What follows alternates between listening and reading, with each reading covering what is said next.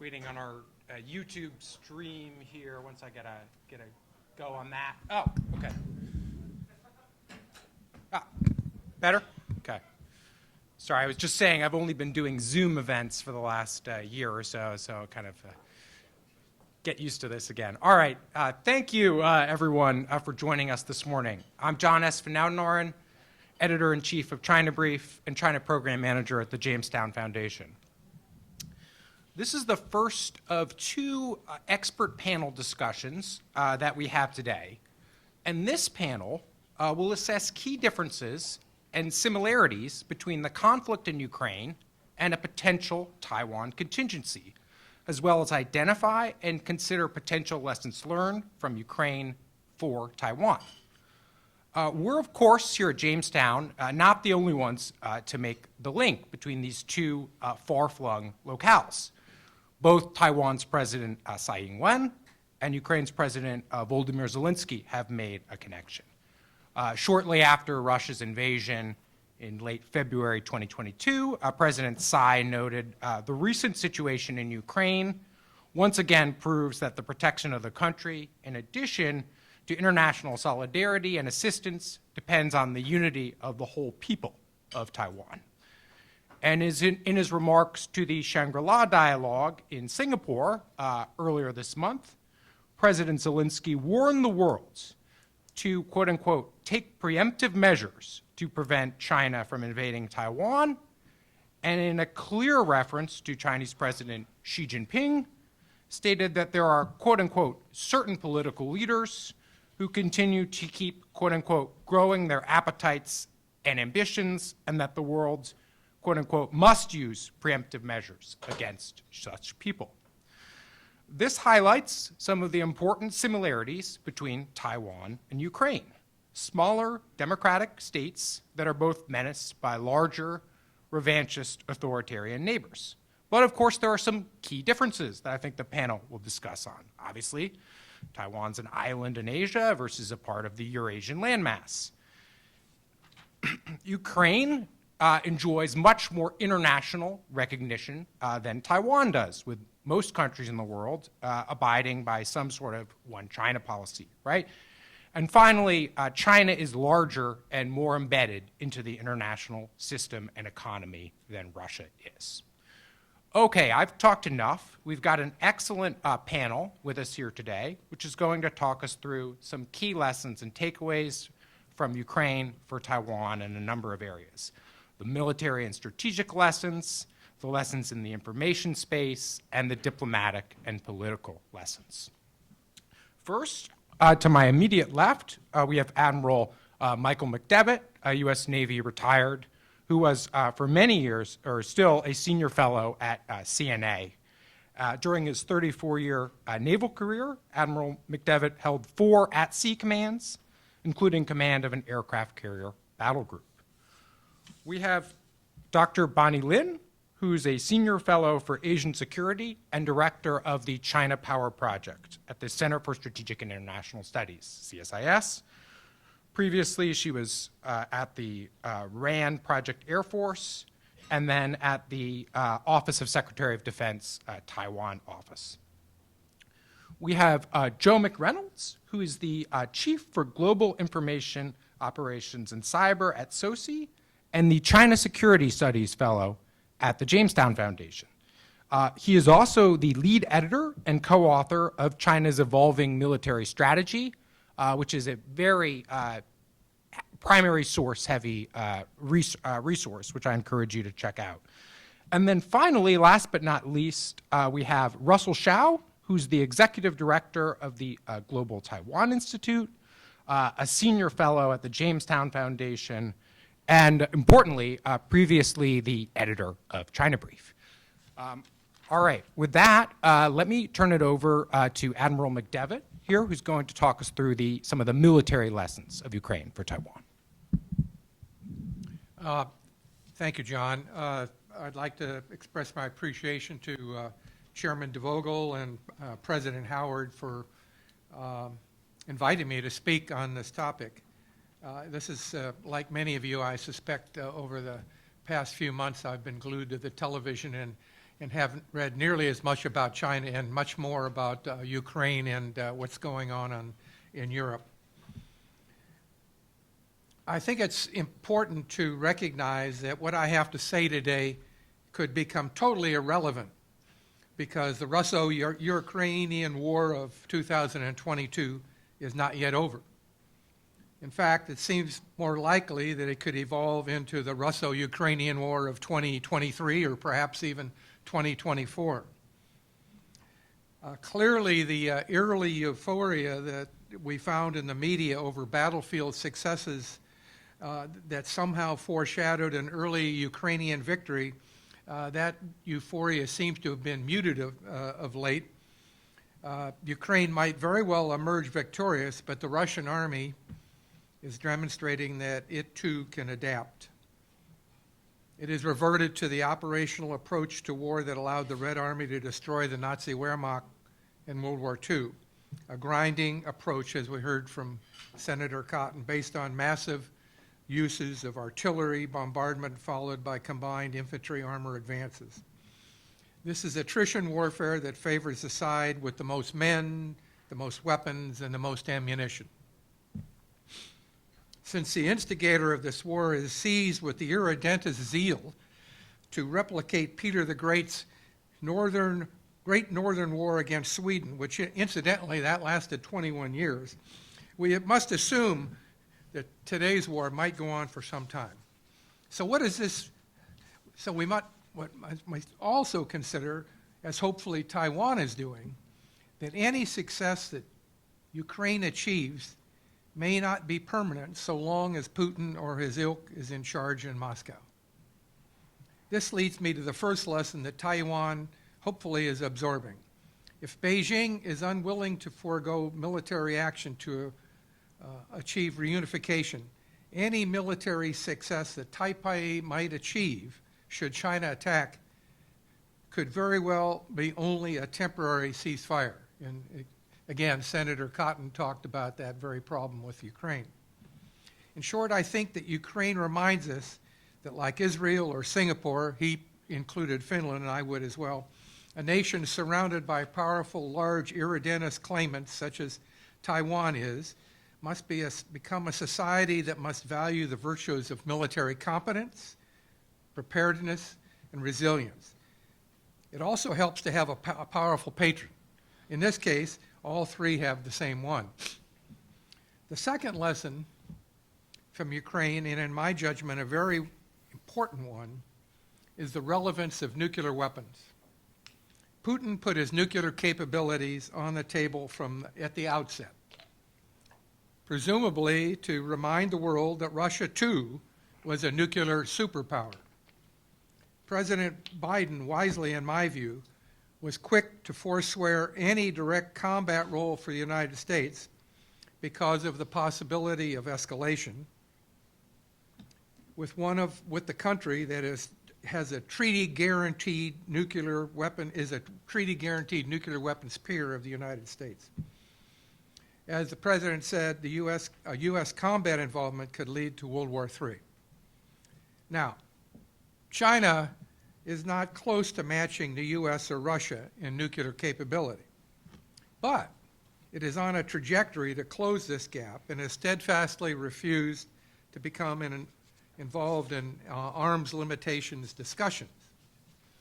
So what does this all mean for Taiwan? Should the PRC attack Taiwan, a U.S. President and Congress could elect to follow the Biden example and prohibit any direct U.S. combat involvement, especially as the PLA's inventory of ICBMs grows. That means that U.S. involvement could be limited to providing weapons and intelligence assistance and expect the Republic of China's armed forces to do all of the fighting. In short, no U.S. combat forces involved. I suspect that this is one reason why the PRC has seemingly abandoned its minimum deterrent posture. There are others, but this is certainly one of them, I think, because they have become to appreciate that a larger nuclear weapons force improves its ability to deter direct involvement from Washington. As China's military capabilities grow, especially its nuclear forces, this is a credible possibility that Taiwan must at least consider and act upon. That means, again, is to paraphrase what Senator Cotton said, serious planning on mobilization of the entire population and war-related industry. Expanding the size of the combat arms branches of the regular ROC Army and Marine Corps.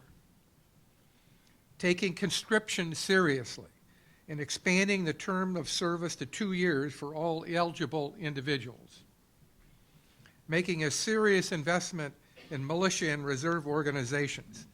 And in that regard, there's a great lesson to be learned from the involvement of a various state National Guard institutions with Ukraine. The California National Guard, my home state, has had a long involvement with Ukraine in terms of their air power. And so this is an example that we should seriously see what can be done with regard to Taiwan, where we have various state National Guard entities making that become partners with one aspect or another of Taiwan's military force.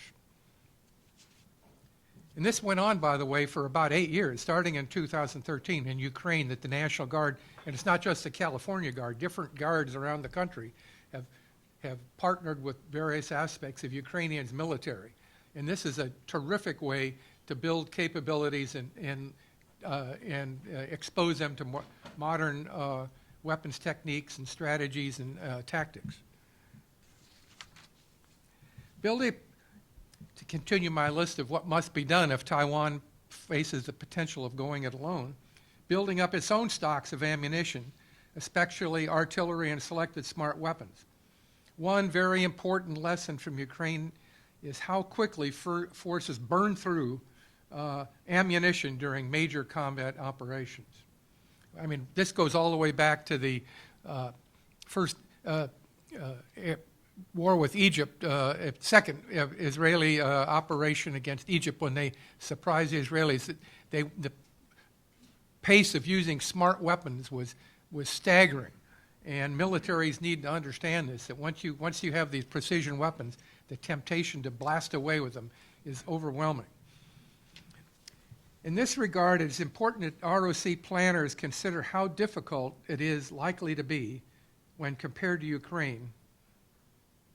I'm sorry, I got the wrong page here. No, I don't. Building up stocks of... In this regard, it's important that ROC planners consider how difficult it is likely to be when compared to Ukraine to deliver military supplies to Taiwan once the shooting starts. It's easy enough to drive or send trains across the border from Poland or Romania into Ukraine. It's a different story when you have an island that can be blockaded and in which the Chinese might be able to achieve air superiority over how you would reinforce Taiwan, as I say, once the shooting starts.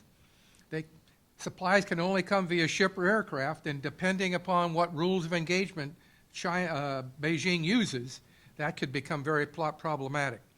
Another lesson from Ukraine that is very relevant to Taiwan is the importance of pre-combat intelligence and warning, or as the U.S. military calls it, I&W. The U.S. was publicly and presumably privately providing credible intelligence that Putin was really going to attack. But nobody believed him, even Zelensky. Up till the last minute, many people didn't think Putin would actually pull the trigger.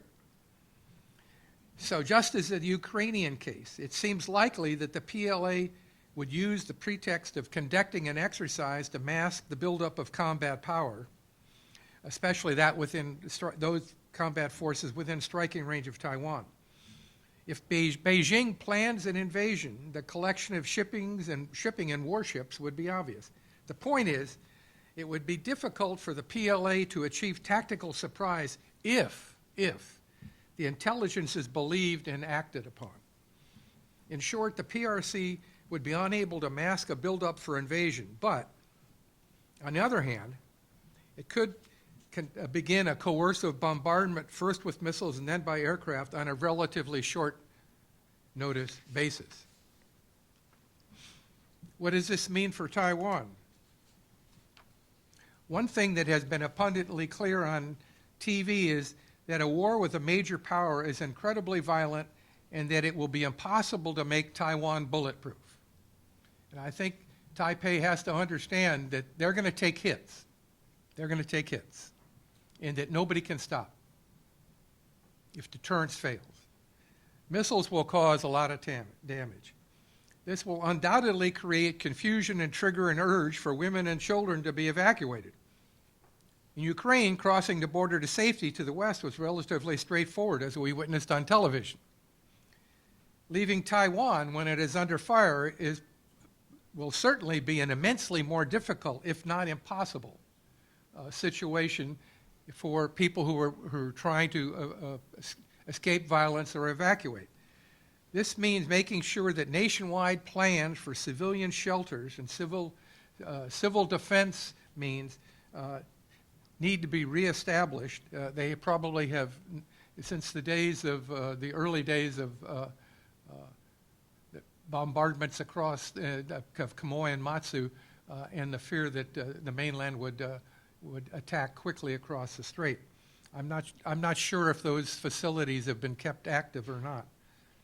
It seems unlikely that the PRC would permit major airports to remain open, and evacuation by sea would need prior arrangements or agreements from Beijing to not attack these civilian ships, for example, cruise liners that could be chartered to bring out refugees and what have you. But again, you'd have to get guarantees that not only would they not be attacked by missiles, but that the word got out to the submarine force not to shoot torpedoes at them, which happened a lot in World War II, despite agreements to not attack hospital ships painted with red crosses and what have you. Given the proximity of the small islets in the southern Ryukyu chain to Taiwan, an exodus of boat people by fishing and other small craft is also possible. So therefore, one thing that Taiwan ought to be thinking about is some quiet discussions with the Japanese Coast Guard for contingency planning in terms of there's a large evacuation from Taiwan by fishing craft. Now, I'm not a former soldier. Happily, Senator Cotton was, so he could talk more specifically about some of the ground combat issues. But one of the apparent successes of the Ukrainian army has been the use of small, relatively short-range drones to geolocate Russian vehicles and personnel so that its artillery and smart weapons can take them out. Hand-launched versions seem to be ubiquitous, and Ukraine has been capitalizing on the Turkish UAVs that were developed and have so far proven themselves in combat, both in Azerbaijan and now in Ukraine. And somehow Taiwan needs to figure out a way to get their mitts on those things from Turkey, is, I guess, the best way to put that. These systems would be especially useful for dealing with PLA airborne and helicopter-landed soldiers or landing craft associated with an invasion. These systems are directly related to the importance of tactical reconnaissance that can provide targeting for smart weapons. This is something that needs to be practiced so small ROC ground units and mobilized reserves and what have you are trained and equipped to capitalize on the growing battlefield importance of these systems. Both the Russians and Ukrainians have heavy tank armies. I mention this because I'm aware that a number of American experts have criticized Taiwan's desire to purchase U.S. tanks. I've also been told that these critiques, in my personal opinion, are probably off base. It seems to me that the ROC Army has good plans to use dug-in or revetted tanks as counter-landing systems, which seems to be a sensible use for armor on a small island like Taiwan to cover the likely invasion beaches. This raises the point that perhaps rushing to judgment over what weapons that Taiwan should or should not buy needs to be reconsidered in light of what we are learning about combat in Ukraine. I would hope that the Biden administration will be more restrained in its efforts to curate the arms that Taiwan wants to purchase.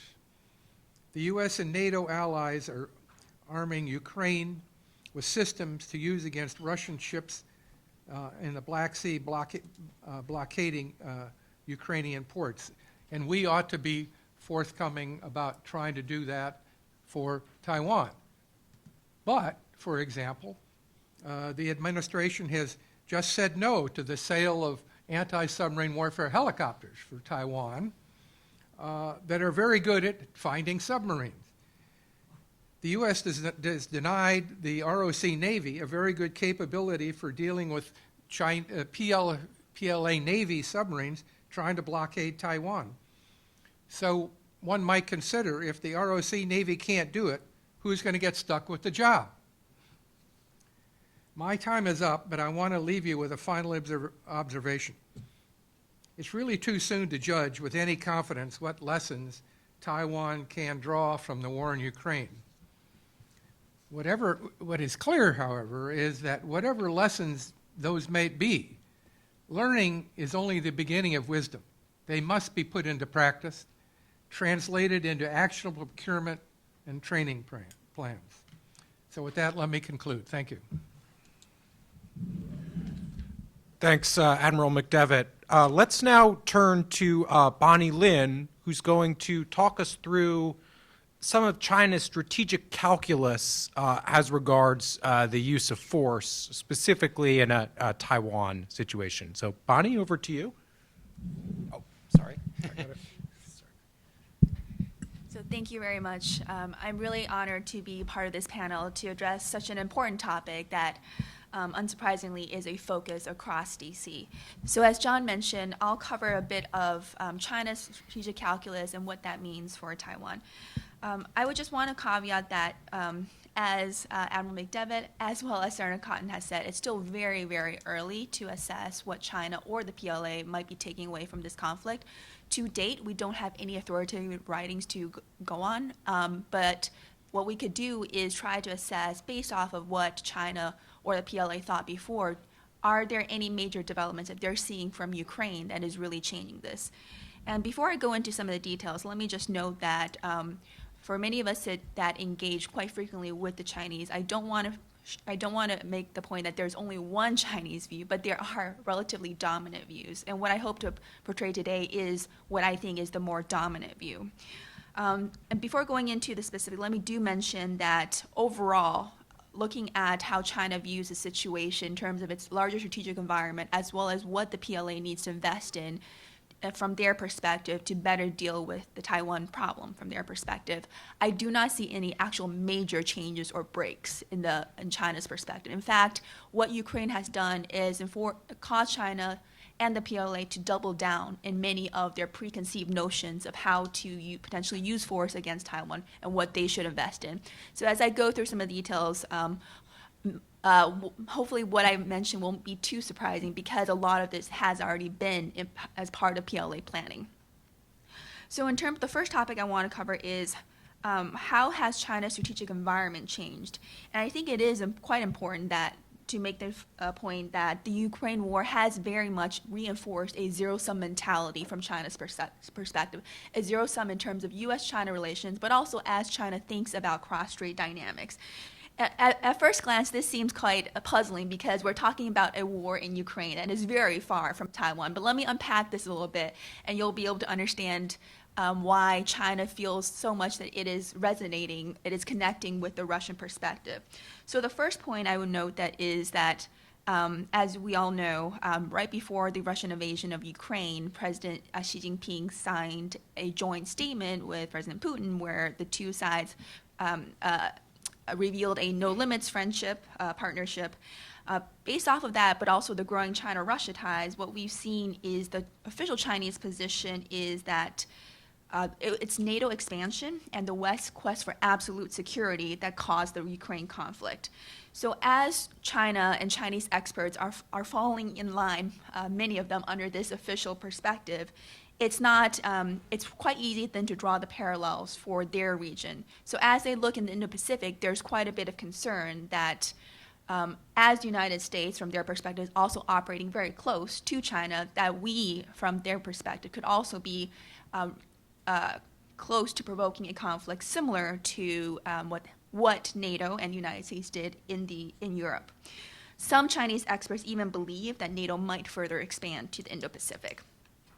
A second point in terms of this, strengthening this overall dark perspective or a zero-sum mentality or a more problematic Chinese security environment is that as Chinese experts meet and discuss with U.S. and Western experts on the causes of the Ukraine conflict, there is very little middle ground or understanding from their perspective of what, when we say it's really Russian aggression.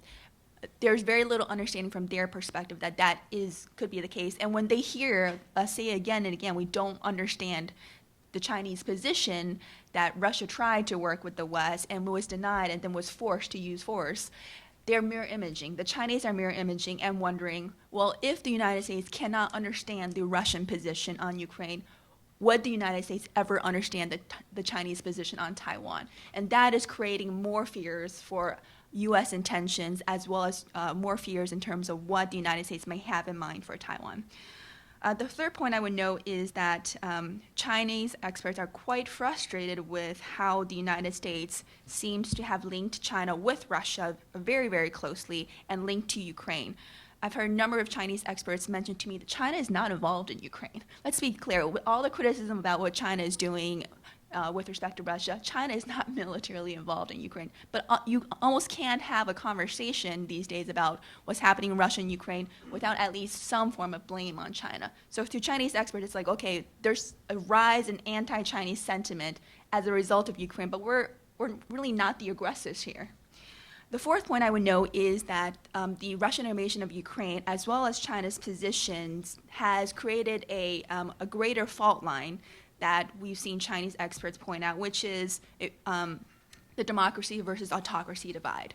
This divide has become much more clear after Russia's invasion because of the positions that China have taken, but also because of how much the United States, our close allies and friends, and the G7 have taken in terms of supporting Ukraine. This is perceived from the Chinese side as it looks to Taiwan. Are many of these countries that are taking the position to support Ukraine, are these countries, these close U.S. allies, also going to take the same position when it comes to Taiwan? And finally, last but not least, in terms of the strategic environment, I would note that the Chinese are very cognizant that what's happening in Ukraine is increasing significant support for Taiwan, not only domestically within the United States, but internationally. The Chinese are aware that perhaps one of the major lessons that many are taking from Ukraine is the international community, particularly the G7, is we don't want another Ukraine. We don't want Taiwan to be another Ukraine. And they're taking that to mean, does Taiwan have to remain separate from China? And they're viewing that as a problem for the goals for unification with Taiwan. So let me move now on to what does this mean for how China may think about use of force for Taiwan. So I think this is, if you combine the growing zero-sum mentality, a growing threat perception of a strategic environment, with some potential lessons learned from Russia's use of force against Ukraine, I think there actually may be some mixed lessons. So I'll lay two of them out, and then I don't really know which one is going to be the dominant factor, but I think both could be equally important as we think about how China might use force. So as Admiral McDevitt mentioned, when we look at Ukraine in 2022, we have to be reminded that Russia did take a major military operation in Crimea in 2014. That's not lost on China that when Russia first went into Ukraine in 2014, it was relatively easier militarily for Russia. But with 8 years of time, Ukraine was able to increase its defenses in a number of ways that Admiral McDevitt outlined, including working with the National Guard and whatnot, acquiring these weapons, international support. So then when Russia went in again in 2022, it was a lot more difficult. So if you apply this lesson to Taiwan, what are you taking away? Is what you're taking away that if China wants to move on Taiwan, finish it in one go? Don't give Taiwan 8 years in between? That could be a potential lesson, and that could mean that if China really wants to use force against Taiwan, do a fast and rapid invasion, get it done with. Don't build in time in between. So that's one potential way of thinking about it. Another way that I'm actually hearing more from potential Chinese interlocutors is that as China looks at what's happening in Ukraine, they recognize they don't want to be in a similar situation as Russia. Not so much that China is not willing to use force if it assesses that Taiwan may go independent. It's that they are assessing that Russian use of force right now is not a victory in any sense. So if China is not yet quite ready to invade Taiwan, and we can talk about whether China is right now or not, but if you assume with me that China is not quite yet ready to invade Taiwan, but wants to forestall what it sees as a more hostile external environment, a trend of Taiwan moving more towards gradual independence, and U.S. salami slicing of our one China policy and our hollowing out of our one China policy. These are the Chinese perspectives. A potential way that China could do so, short of an invasion, could be finding a reason to provoke a cross-strait crisis. So I'm not talking about an invasion. It could be something like a blockade. It could be something smaller than that. A potential example would be the 1995-1996 Taiwan Strait crisis. If you look at that from China's perspective, it actually was not bad in terms of an overall strategic move, because what happened after the 95-96 Taiwan Strait crisis was that then President Bill Clinton provided China with three assurances, with the three no's, right, which basically said that the United States would not support Taiwan independence. There was no two Chinas, no one China, one Taiwan, and the United States would not support Taiwan's membership in international organizations requiring statehood. So if you look at that part of history and you look at what's happening in Ukraine, one potential lesson learned China could have is, okay, maybe we're not ready to invade, maybe the costs are quite high, maybe we need a couple of years to digest all the potential lessons learned, so the PLA could improve our military capabilities if we do want to take a really big operation later on. But in the meantime, let's use force to make it clear, demonstrate to the Americans and their allies and partners that China is set and resolved to unify with Taiwan. Because as in the case of Russia, just talking about that, the Russians were not able to convince NATO, were not able to convince Ukraine through their words, so they had to use force to demonstrate that. So let me also, in addition to this, touch on a couple of other things that Admiral McDevitt mentioned. So Admiral McDevitt mentioned in terms of changes for preparations for war, one thing that I am very worried about is that as China moves forward and thinks about Taiwan, it could be increasing this frequency and scale of large-scale exercise exactly to mask its intentions, because it sees from Russia as in some ways the failure of Russia to do so, to embrace the element of surprise, which has been relatively foundational to how China thinks about the use of force, that if it wants to embrace that, maybe a military exercise would be able to do so. Other PLA lessons learned include, for example, the importance of logistics and equipment, which I think we've touched on a bit, and of course the fact that China also needs to ensure that it has its own stockpile and is able to maintain its supply chains. In terms of wartime operations, I'm sure Joel will talk about this, but information dominance is absolutely critical. One of the other potential lessons learned the PLA might be taking away is that if it needs to move on Taiwan, it might need to engage in a much faster operation, a decapitation strike. They don't want Taiwan to have the Zelensky moment or maybe a President Tsai moment, right? They want to be able to take out the leadership such that the morale of the Taiwan army army people would be able to collapse very quickly. We briefly talked about nuclear signaling, and I want to maybe unpack that just slightly more. I absolutely agree with what Admiral McDevitt mentioned, but I do think from the Chinese perspective, they're not certain that the United States would be deterred from conventional intervention in a Taiwan conflict if it signals nuclear weapon, because they do recognize that the U.S. Relationship with Taiwan has been quite different from Ukraine. They recognize, given all the statements from this administration, prior administrations, that we are despite our strategic ambiguity in our policy, we're quite committed to Taiwan. As well as on that point, my personal belief is if China invaded Taiwan tomorrow, I do believe the United States would send much more than providing intelligence. I believe we would actually send conventional forces, but that's, again, my own personal opinion. I didn't say we wouldn't. But I do agree with you, Taiwan shouldn't be banking on that, right? It should be able to plan for their worst case scenario that we They have to wouldn't. think through that scenario.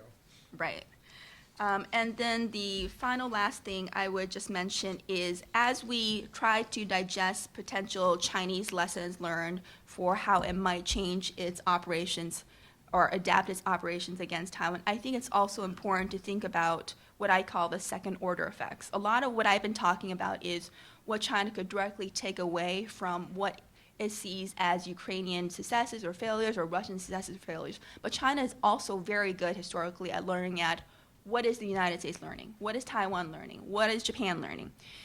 And one thing that I worry about is as we talk about stockpiling, right? For example, if one of the recommendations is for Taiwan to stockpile not only within Taiwan, but also in U.S. military bases near Taiwan so we can easily overcome the difficulties of resupplying Taiwan, well, a second order effect is that those U.S. bases, whether those are in Japan or elsewhere, will be incredibly vulnerable to a first strike from China, a preemptive strike from China in a large-scale Chinese attack on Taiwan, because China will want to take those out.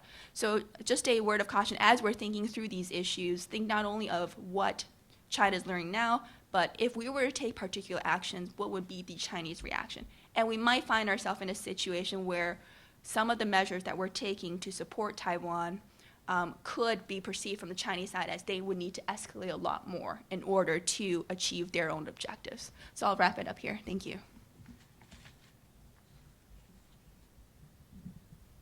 Sorry.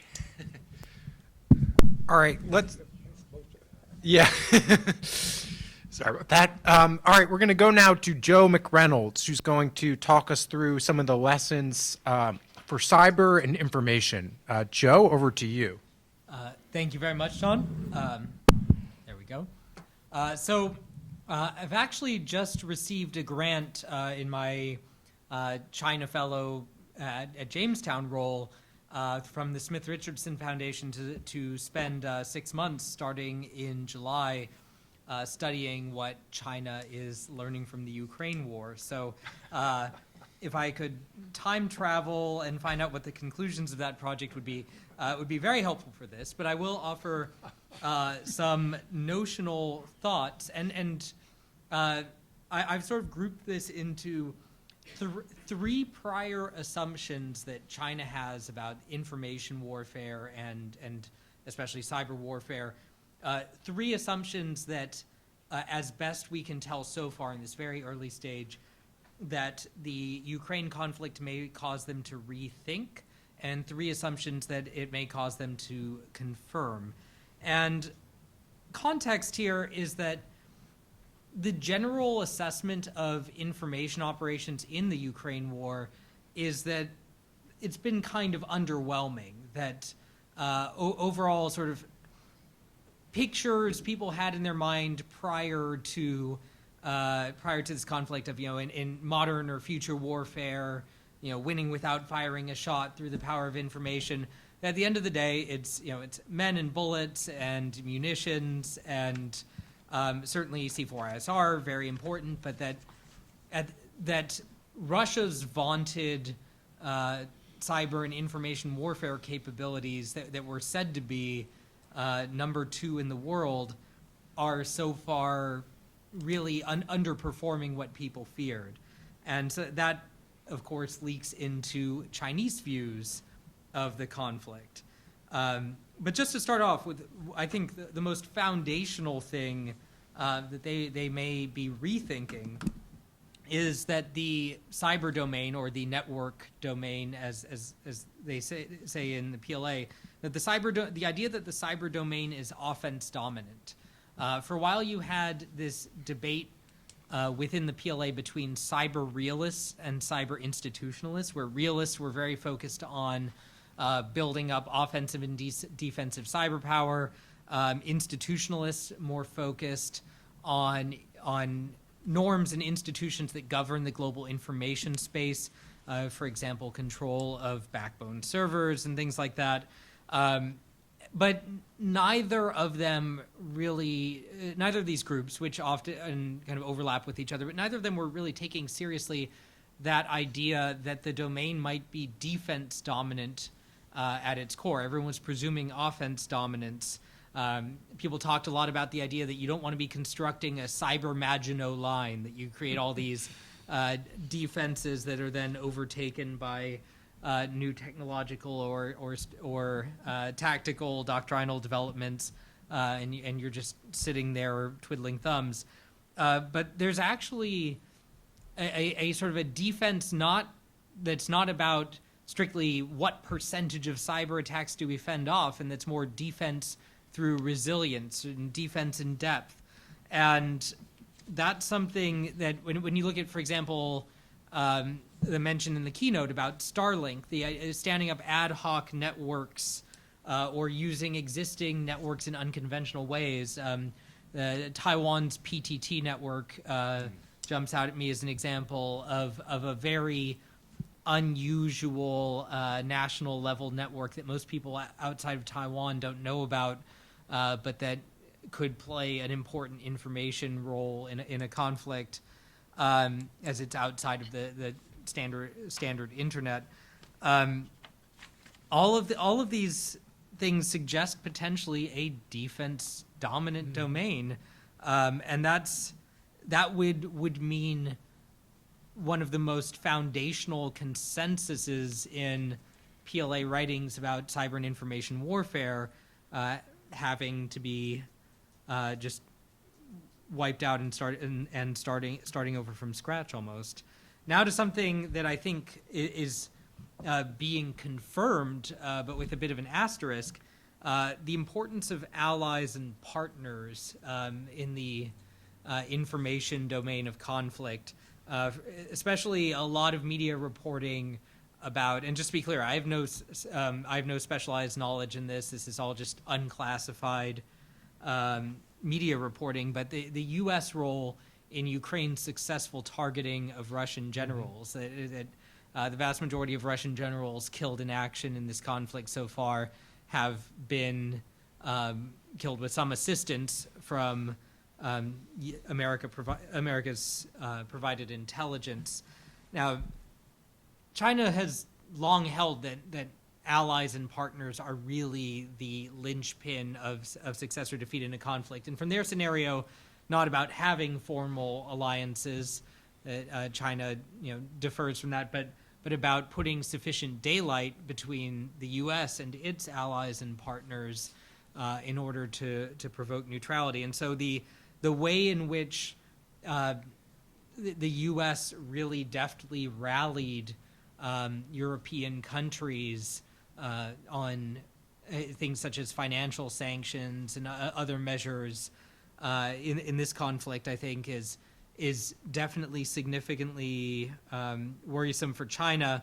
The asterisk is that one major component of our support for Ukraine has been that key segments of the U.S. public are particularly supportive of support for an ally in Europe. The idea that or a partner in Europe. The idea, that war shouldn't be coming to our doorstep. That you hear about. They have blonde hair and blue eyes. They look like us. And for those of us who don't have blonde hair and blue eyes, it's sort of like who you mean when you say us. But this is a thing that impacts poll numbers. Poll numbers for U.S. support for Ukraine have actually started to soften recently. They're still overall decent, but the question of how the U.S. public would respond to a conflict where we might be doing more than providing material support, and where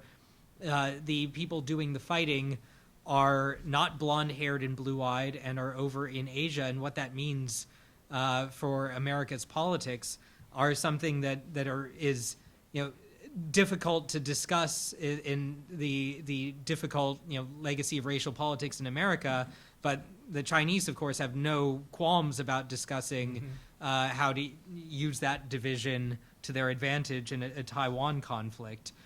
So you could imagine a whole PSYOPs campaign, as an influence campaign focused on, Asia is so far away. Should the U.S. really be poking its nose into other parts of the world that aren't, the U.S. is an Atlantic, a European power. And so that's something that I think folks in this room are pretty immune to, but the general public, which generally tends much more isolationist than the U.S. Foreign policy community, that may be a thing we are susceptible to.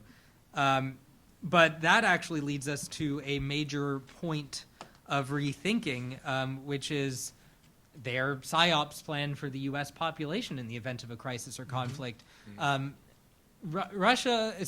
has often looked to Russia as a model in that regard. For example, the global arm of CCTV, remaking CGTN, that was specifically done in the mold of Russia Today, consciously trying to take what they saw as Russia Today's successes, such as in disinformation around the 2016 election, as a model for what China could do.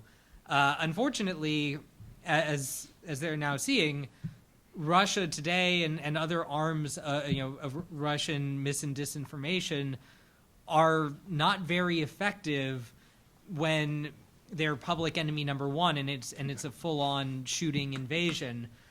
So the limits of their global information plan, obviously the extent to which Ukrainians have truly rallied to their own cause, it will also give them pause on the front of their plan for Taiwan-focused disinformation. And this is something also where you need to look at linguistics capabilities, because that's the logistics of information ops. That's, you say an army moves on its stomach. Well, propaganda, global propaganda moves on linguistics capabilities. And Russia has developed a much stronger English language information ops linguistics capability than China has. China, of course, excels at Chinese language mis and disinformation aimed at Taiwan, but they are well behind Russia in their ability to target the U.S.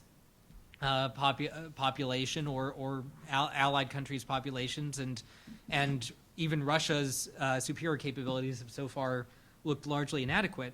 Now that leads us to something that I think is being confirmed, a view of theirs that's being confirmed, which is they've seen the U.S. as, I believe the phrase was the world's only cyber superpower, or in some cases they refer to us as a network hegemon. The idea that through a combination of technical capabilities, human capital, and institutional position, for example, our control over global backbone servers for the internet, that the U.S. stands in a class of its own in terms of overall comprehensive cyber power, and that may not necessarily be true for more tailored or narrow military-focused operations, but China, not only China, but also the global InfoSec community has long seen the U.S. as number one, Russia as number two, China as number three. I've seen almost nobody that's put China as number two, Russia as number three, and set aside for a second the idea that that's just a very arbitrary, unscientific concept. The idea that you can rank comprehensive cyber power, to the extent that those are concepts that have currency in Chinese thinking. This is another issue where they're looking at the number two really falling down on the job and saying if the number two doesn't hold a candle to the number one and is underwhelming in a shooting war, and we're number three, what does that say about how we're going to do? And when you add to that their sense of precariousness with their own information environment, the widespread belief within the PLA that launching and losing a war for Taiwan wouldn't just be embarrassing, it might be a threat to regime stability, as it would undermine their domestic messaging about their mandate for control. That may give them real pause when it comes to pulling the trigger on a conflict. Something that I think, two more things here, one confirm, one rethink. I think this confirms this conflict confirms China's view of network weapons, cyber weapons, as in a memorable phrase. They refer to them as often single-use chopsticks. Like you break them apart, and you're not putting them back together. The idea that once a 0-day or some other form of network access is used, that the adversary grows resilient not only to that particular 0-day, but also to categories of attacks. Stuxnet used a USB thumb drive as one of its main critical avenues of penetrating an air-gapped network, and the world's military powers are much more wise now to USB thumb drives being able to execute code in air-gapped systems, and so that's not just about the specific 0 days used in Stuxnet or the specific industrial control systems targeted there. That's about a broader categorical type of resiliency. And so one theory that you see a lot in writings about the Ukraine war is that Ukraine's experience of offensive cyber ops from Russia in various forms from 2014 especially onward gave them nearly a decade, as on the mis and disinformation front, to adapt and harden, and that is something to ideally be avoided in a Taiwan conflict. But the challenge with that brings us to our final rethink. There's a number of PLA analysts in this room may have heard of the concept of integrated network and electronic warfare. There's an evolved concept.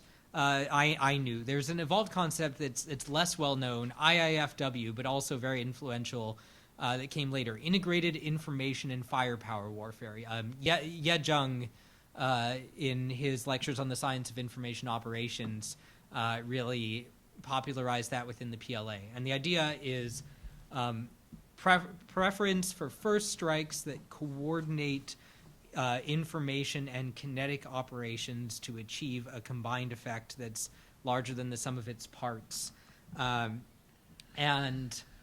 that is sort of is key to victory. That you're striking the opponent's forces and their C4ISR at the same time. Now, we've always kind of looked at IIFW and said, okay, yes, in magical Christmas land where everything breaks your way, sure, but like in a Taiwan scenario, you launch your information operations to support your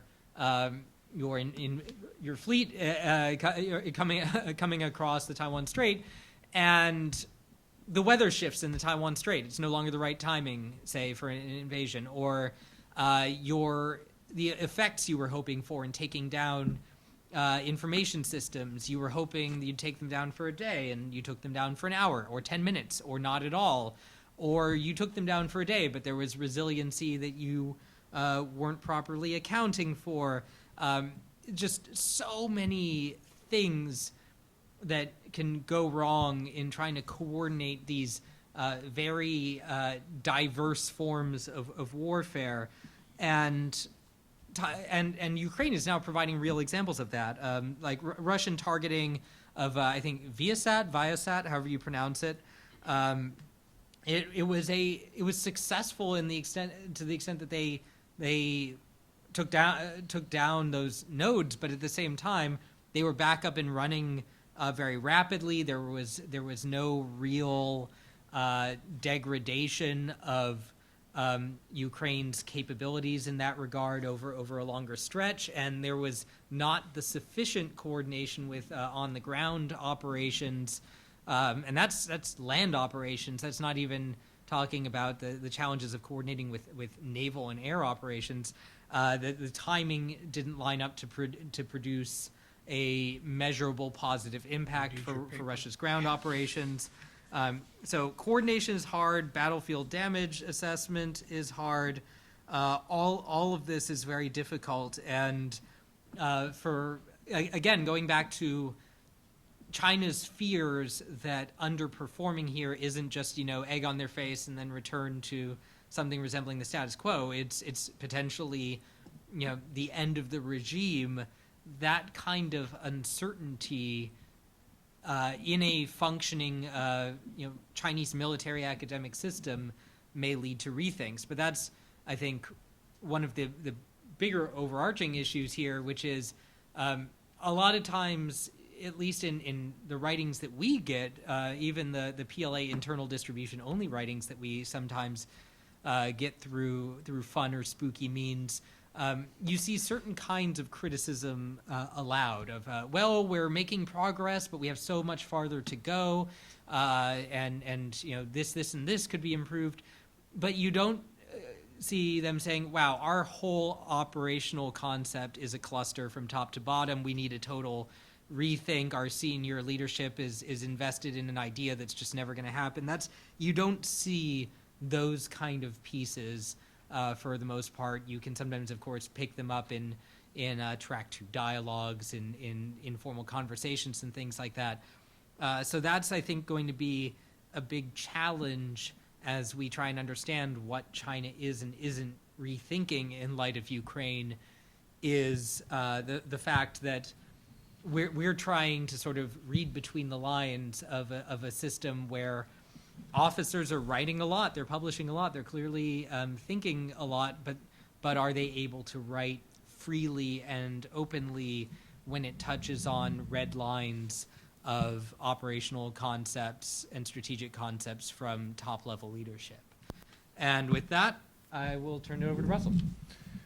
All right, thanks, Joe, for bringing things full circle. And we know with China and Taiwan, everything comes back to politics. So Russell's going to talk us through some of the political and diplomatic lessons for Taiwan from Ukraine. Russell, over to you. All right. Well, thanks, Glenn, Willem, John, for organizing today's panel discussion and inviting me to participate with such a distinguished group of co-panelists. It always feels like a homecoming when I'm here at the Jamestown event, where I first cut my teeth as a junior analyst 15 years ago. So feels like another era, but glad to be able to reconnect and continue to contribute to the good work that Jamestown does. So I've been assigned to talk about the diplomatic and economic dimensions or lessons of the Ukraine conflict for Taiwan. And so let me be succinct as much as possible. I'm cognizant of the time that remains right now. Let me be the first on the lessons from the diplomatic front. I think the international diplomatic response to Russia's invasion of Ukraine has been impressive. The rallying of the international community to express their moral support as well as outrage against Russia's naked aggression acts in a way as a pressure on Moscow not to escalate its military operations for tactical military objectives. It imposes a psychological effect on the Russian population. It also provides support to the morale of the Ukrainian resistance. I think these are all general elements that applies to what lessons Taiwan can learn from the Ukrainian conflict for Taiwan. Now, what are the specific lessons for Taiwan, though? My first observation about this matter concerns how Beijing has gone at length to distinguish the case of Ukraine from Taiwan. While there are indeed notable differences, Beijing's legal argument about the difference between Taiwan and Ukraine rests on the issue of sovereignty. Beijing's logic is that because the majority of nations maintain diplomatic relations with the PRC, they would not or should not be justified to respond similarly to a conflict over Taiwan because it would violate its sovereignty. Yet, this categorical assertion of sovereignty deliberately misinterprets an essential nuance in how many countries approach the issue of Taiwan's legal status. So, according to data from 2017 on the diplomatic relations of the PRC, granted the number has changed somewhat in the intervening years due to a loss of some diplomatic partners of the Republic of China, but the features remain essentially the same here. Beijing maintains diplomatic relations with 173 nations and all but 36 signed communiques with Beijing. But among those 137 countries with communiques with China, there are three distinct categories in how those countries treated the issue of sovereignty, PRC sovereignty claims over Taiwan. So 52 states recognize PRC sovereignty over Taiwan. Some of those countries include Portugal, South Africa, as well as Israel. 29 states use a vague language to express their attitudes towards PRC sovereignty over Taiwan. This includes the United States, Japan, and Canada, for example. And then 56 states does not mention the issue at all with regards to PRC sovereignty over Taiwan. And those include Germany, Ireland, Mexico. Therefore, there are a total of 121 states, this is 2017 numbers, are either vague and do not address the issue of PRC sovereignty over Taiwan. So a follow-on question that one may be asking, and this leads into my second observation, is does Taiwan's lack of UN membership create a legal obstacle or moral prohibition for the international community to respond in the event of China's invasion of Taiwan? I think the answer is no. The perception that it could stem from, could inhibit the international response comes from actually PRC's deliberate distortion of UN Resolution 2758 that narrowly disposed of the question of which entity holds the seat of China in the United Nations and which has been misused deliberately by the PRC as a sort of a form of UN-wide one China principle, which it is not. While UN membership would certainly help Taiwan in its quest for international legitimacy, it would neither effectively bar nor be the decisive factor in ensuring Taiwan's security. As an institution, arguably the UN has been proven to be quite ineffective for responding to the Ukraine conflict, and it will have little role in a military conflict like in Ukraine over Taiwan. Ultimately, it will depend on the decision of individual governments and their people to decide whether and how to respond to a conflict over Taiwan. Those decisions are going to be governed by national self-interest, and I would also add concerns about what a post-invasion region and also world would look like. Countries are not going to respond because they feel obligated to do so because the UN Charter necessitates them to respond. But to be sure, the absence of diplomatic relations will complicate Taiwan's ability to generate the type of official support and hinder some forms of cooperation in the absence of a military conflict that will galvanize the type of the changes that will be necessary. And more troubling is that this situation will likely exist in this gray zone until a conflict arises. Beijing, however, should be well aware that at the outset of military conflict and hostility, the situation could very well change very fast, as some of my previous panelists have alluded to. First and foremost, with almost a guarantee, a declaration of de jure independence by Taiwan. For Washington's part, is this sovereignty question a bar to a military response? I think the President of the United States has made that clear, and that the answer is a no. The most recent statement made by President Biden on the subject of U.S. commitment to Taiwan's defense was made while on his trip to Asia, and notably in Japan. During his stop in Tokyo, a reporter asked him, and I quote, "You didn't want to get involved in the Ukraine conflict militarily for obvious reasons. Are you willing to get involved militarily to defend Taiwan if it comes to that?" Without hesitation, the president responded, "Yes." The reporter followed up, "You are?" The president nodded his head. "That's the commitment we made." And he added, President added, "We agree with the one China policy. We signed on to it and all the intended agreements made from there. But the idea that it, meaning Taiwan, can be taken by force, just taken by force, is just not appropriate. It would dislocate the entire region, and it would be another action similar to what happened in Ukraine. So it's a burden that's even stronger," end quote. This is, of course, as Senator Cotton alluded to in his opening remarks, not the first time that President Biden has made such statements and has expressed his views on U.S. commitments to Taiwan's defense. On one occasion, he likened it to U.S. commitment to NATO, and on another occasion, he vowed to protect Taiwan. To be clear, the United States does not have a mutual defense treaty with Taiwan since 1979. But provisions within the Taiwan Relations Act, especially sections 2B, 4 through 6, can be read to indicate a broad commitment to Taiwan's defense.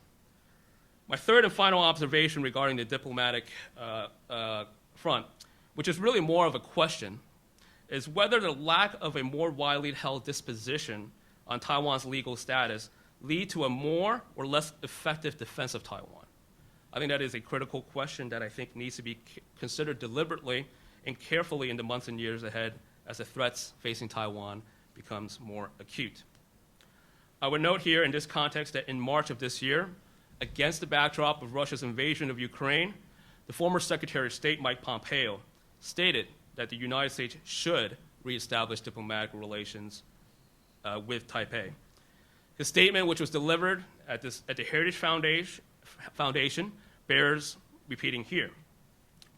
It became very clear to me that one of the central features of making sure that Taiwan has the capacity to defend itself is the world recognizing what we all know to be true. There is a simple truth. It is not part of China. That if it became part of China, this wouldn't be reunification. This would be an aggressive action that destroyed the sovereignty of an independent country. And for an awfully long time, the West has moved away from this, under coercive threats from the Chinese Communist Party. And no leaders in the West have been prepared to say the simple fact, which is that this is an independent sovereign nation, and we ought to help it protect its own sovereignty. I think it is time that the United States do so, end quote. So while the Ukraine conflict has certainly created a rallying effect behind Taiwan, especially in Japan, Australia, Czech Republic, Lithuania, Slovakia, even South Korea for that matter, but do these countries, even the United States included, have the legal and political means to effectively do so under current diplomatic constraints? Again, I leave this third observation as more of a question than an answer. To move on to the economic front quickly, just as important, if not more, are the lessons to be learned from the economic front of the Ukraine conflict.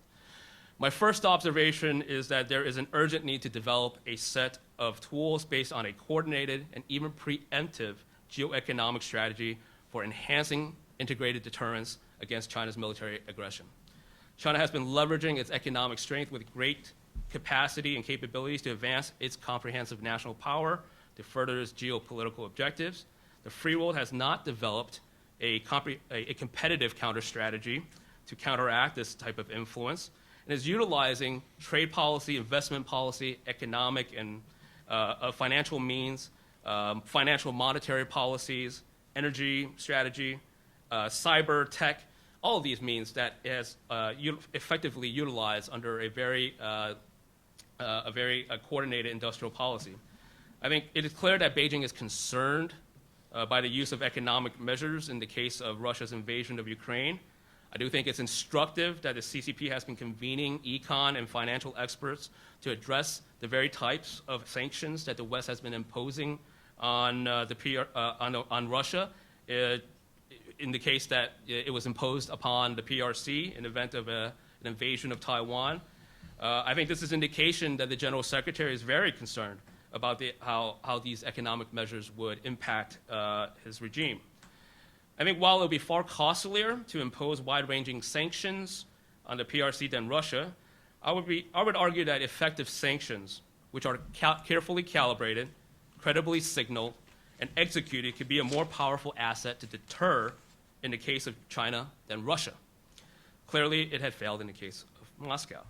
And this is the reason because the CCP is arguably more vulnerable to the political effects of economic sanctions. For one, China also has a wealthier population with more to lose. And the CCP arguably has a much lower threshold for political instability than Russia.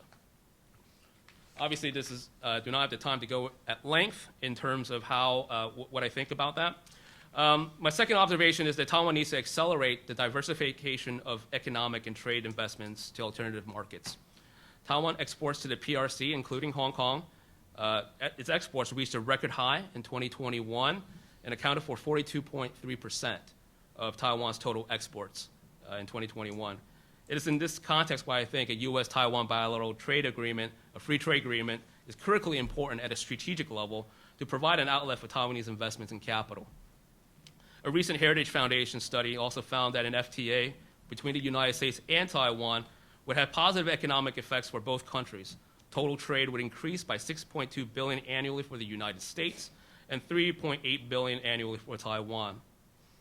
My third and final observation on this matter is that we should be under no illusions that economic measures alone would be sufficient to deter China.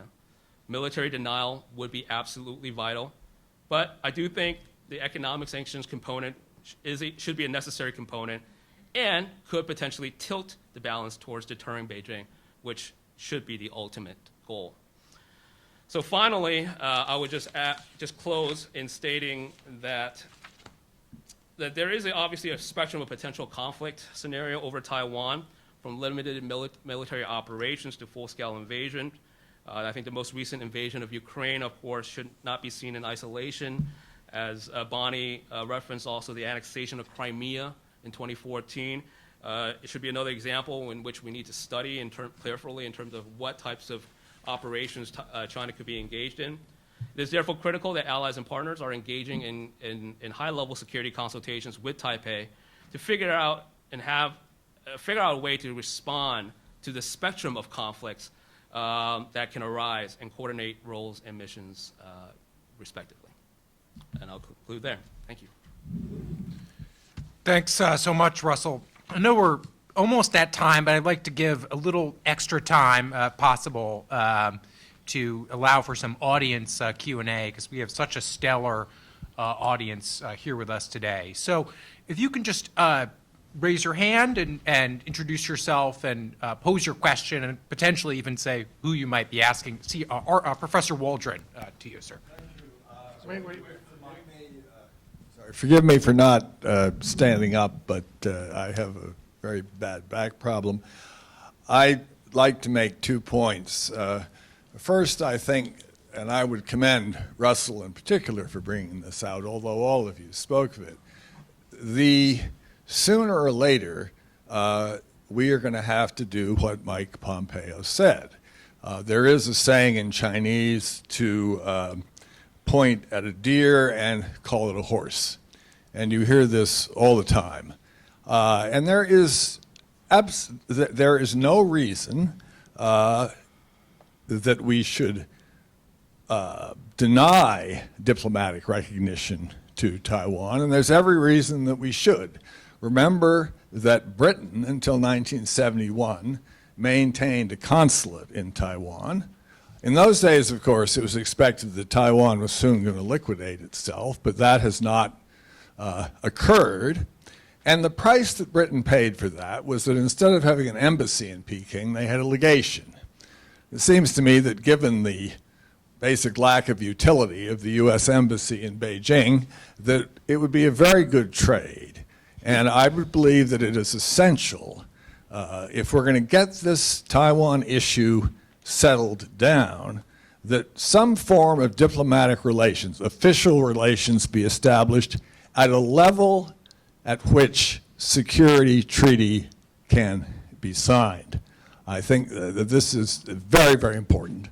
And of course, our China policy, so-called, has been based on the idea, Mr. Kissinger's idea, which was that the shock of U.S. derecognition, which of course he never did. That was Brzezinski and the other. They rushed into this. I think the reason that Ike never did it was that he could never figure out what was going to happen to Taiwan. And Ike wanted to always have not just the beginning of the story, but the end. But we have to do this, and once that's done, a lot of pieces will fall into place. The second point I'd like to make is that has to do with nuclear capacity. I ask myself these days, because remember that the denuclearization and non-proliferation are very basic to the whole American approach to foreign policy. And I think this is quite wrong. I think that if a country has nuclear weapons, the only way you deter them is with other nuclear weapons. There's no conventional deterrence of nuclear weapons. And I ask you, if we look at today's world, let us suppose that Sweden were a nuclear power, which she's very close to being. Let us suppose that Germany were a nuclear power. Let us suppose that Japan were a nuclear power. Let us suppose that South Korea were a nuclear power. And let us suppose that Taiwan were a nuclear power. Taiwan, after all, has twice been at the threshold of creating nuclear weapons. And one of their smartest generals told me that, 9 months at the maximum. The Japanese ambassador has said to me, don't the Chinese understand that we could do it overnight? I don't think they do. Well, what I would say is that although our arms control community would be appalled by this situation, I think it actually would be a more stable situation. It is a tragic fact that we are in a nuclear world, but we have to face it. And that means that if, that guy has got a nuclear weapon, then our allies have to have them.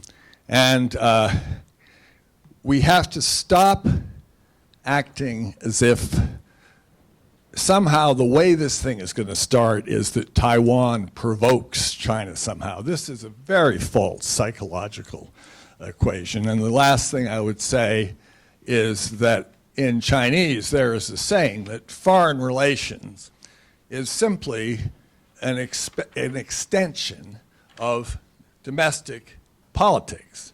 外交是内政的延续. And we must understand that the reason that China is adopting the policy she is has nothing to do with a deep desire to get hold of Taiwan. As I put it to the dread Tiger Yang, I didn't quite say it this way, why do you bitch and moan about Taiwan all the time? You say nothing about Mongolia. And he was very angry, but he sent someone around to talk to me. The reason is that when Mao went to see Stalin, Mao said, well, we'd like to have Mongolia. And Stalin said, well, young Mao, in fact, we Russians are going to have it. And even though Mongolia has been run by China much, much longer than Taiwan ever has been, you don't hear irredentism about Mongolia. Some Chinese will kind of grumble about it. But it's all focused on Taiwan. Why is it? Because the status of Taiwan is not nailed down. And I think that the number one priority, someone's got to grasp the nettle, and we've got to establish some kind of official diplomatic relationship with them. Ideally, we should do this in conjunction with Japan. I suppose the last thing I should say is there are two countries that I don't hear named in this discussion. Number one is Japan. I believe that the Chinese are more scared of Japan than they are of the United States, because they've had experience with the Japanese. And if Mr. Kishida says, you're not gonna get into a fight about Taiwan without taking us on. If you look at the map, you can't get to Taiwan without violating Japanese territory. And the other is India. And India is way over on the other side of China. Now, there was a time when India was sort of the gang that can't shoot straight. But I was there on the day they tested their H-bomb. And the late defense minister said, this is aimed at China. So we have to look at it in a multilateral way. And this is really a comment, it's not a question. So thank you very much. Well, let's kind of two parts there. The first is, if we were to do as Arthur suggests, right, and extend diplomatic recognition to Taiwan, what impact would that have? Because we have heard from people that this would potentially precipitate a conflict, right? But Arthur is saying would actually do the opposite, right? And the second question is, I think Arthur somewhat maybe channeling Kenneth Waltz here a little bit.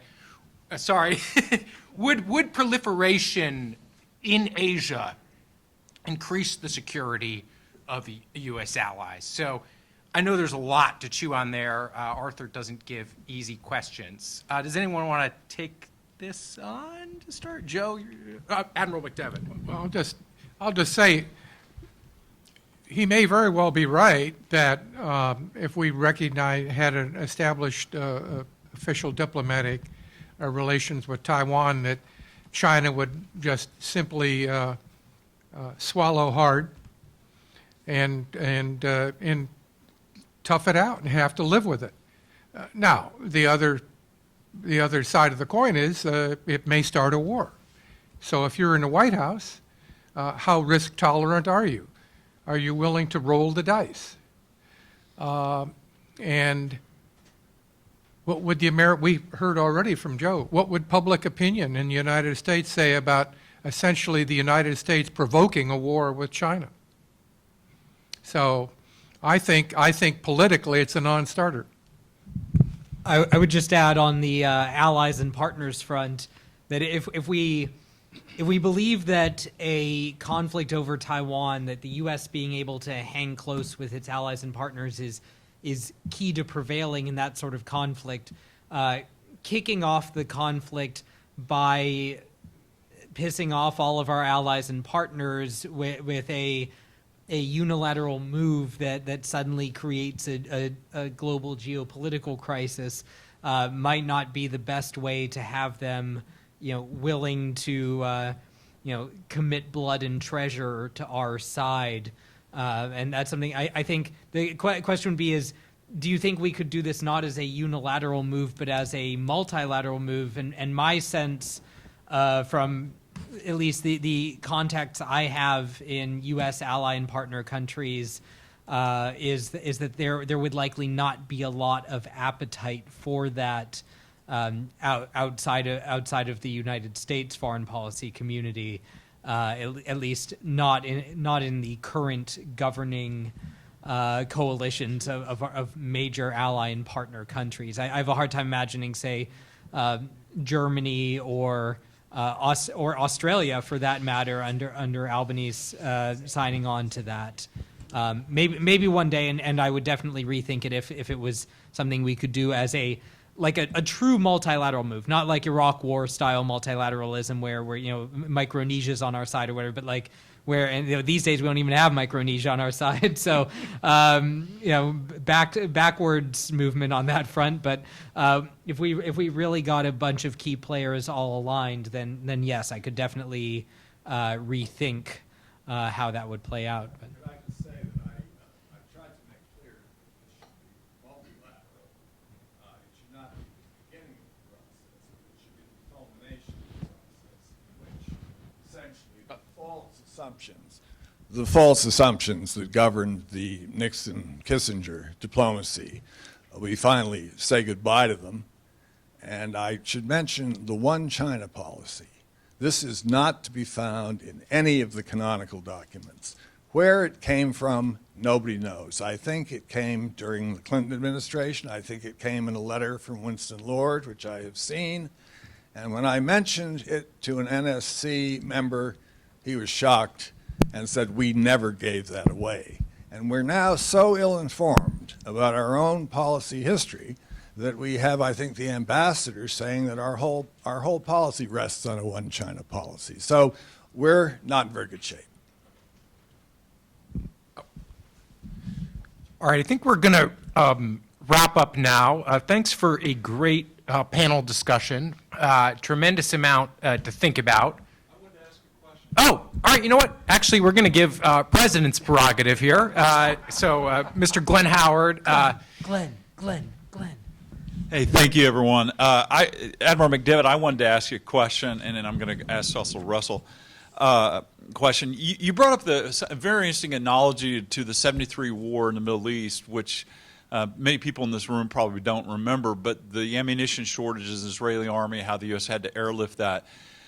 You hit on a really important point about how the Ukraine war has really exhausted our own ammunition and European NATO allies' ammunition. So you've obviously been thinking about this in the case of Taiwan. I wish you could just kind of talk about that a little bit more. And the analogy with Ukraine or the differences between Ukraine and Taiwan, could you just discuss you got 100 miles of water between the two, so obviously Russia is right next door to Ukraine, so there's some logistical issues involved.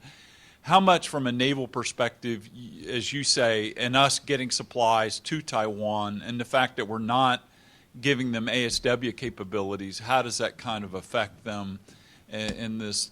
What have you been thinking about all these ammunition shortages and just kind of in that general scenario? And Russell, armor, the Taiwanese armor, that's an interesting idea about their lack of armor and desire to have armor. Some people think they don't need to get tanks from the U.S.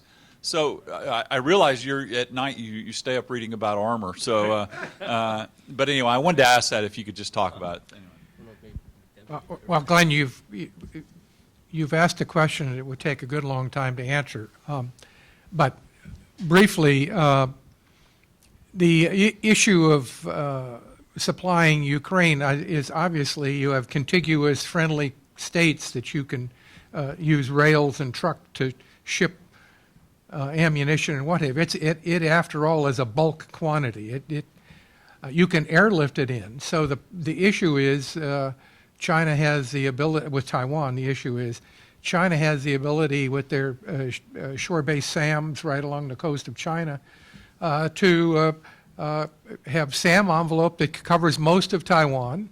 And besides that, they have their own, have a lot of fighter planes and what have you. So trying to fly in a hostile environment there, ammunition, what I would call with fat airplanes full of bullets, it's going to be difficult unless you can gain at least temporary air superiority over the island so you can land some things. Otherwise, you're running the risk that all of those airplanes are going to be shot down. Similarly, ships carrying ammunition first of all, in Taiwan, you have to have a port to be able to actually unload this stuff. So you're talking about Kaohsiung and Keelung and a couple others. Where are they? They're all on mainly on the West Coast. I don't know that there are any ports on the East Coast that you can get to, but still, those ships have to be able to sail through submarine-infested waters, face the problem of anti-ship ballistic missiles. You know, those ASBMs are not just good for hitting aircraft carriers, they're good for hitting just big ships. And so you have a real problem there, and so then you have to try to achieve some sort of sea control for a period of time so that you could run the ammunition in there. So it would be a combat problem. Russia has not chosen to try to interdict trains and trucks and what have you, bringing ammo into Ukraine. They could, but in the process, they could widen the war by directly involving NATO. That situation does not obtain in East Asia. And I don't know that we're exhausting our stocks of weapons. We certainly are running them down. The immediate problem for Europe is Ukrainian artillery is Russian made. It's Russian artillery, and the former Soviet bloc states in Eastern Europe have given most of that back to Ukraine so they can shoot it. It's mostly gone. Now Ukraine is going to depend upon U.S. artillery and U.S. ammunition, but they're still getting that. And NATO is essentially based upon U.S. standards or NATO standards. So that's a very capsulated response to some of the questions. So. Well, after Admiral McDevitt's very detailed response, I'm going to give you a very broad and general response to your question about armors, since I do not spend all my days reading up about armors. But I would say I would answer your question in the context of that in the absence of a defense treaty between the United States and Taiwan, there needs to be a sufficient level of clarity that would enable the two sides to really come to a clear division of labor in terms of missions and roles. And in the absence of that, Taiwan needs to prepare for a spectrum of phases and conflict in all phases of military operations. And as such, the disagreements with regards to whether or not tanks are necessary in the event of a Taiwan conflict I think rests on that. Similarly, the issue with regards to ASW, the implications there is that the U.S. is saying, we got it, right? That's the implication, That's the yeah. implication. They're saying, hey, look, the U.S. is saying, we got that. Let us take care of that, right? But, I think, so I think, to answer your question, that's really Taiwan has to swallow the I believe pill on that one. Really last question. Bonnie, you recently did a war game on Taiwan. Did you deal at all with the resupply issue in the game that you did for MSNBC and CNAS? And if so, can you tell us how that played out? Thank you. We didn't really deal with the resupply issue, but I think it's a very critical one. And that's where I was talking about, as Taiwan thinks about its resupply issue, it's not only about stocks on the island, but much closer to the island. And because that could make it much more rapid. But a lot of the issues Admiral McDevitt already addressed in terms of how difficult it is.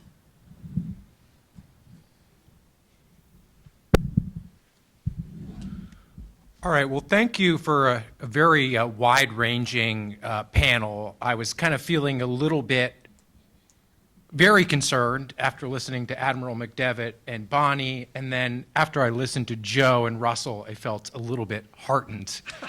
So these things are kind of so multifaceted. So thank you so much. We're going to have a lunch, and then we'll pick up, I think, probably closer to 12:30, looking at policy implications for the U.S. So thanks, everybody.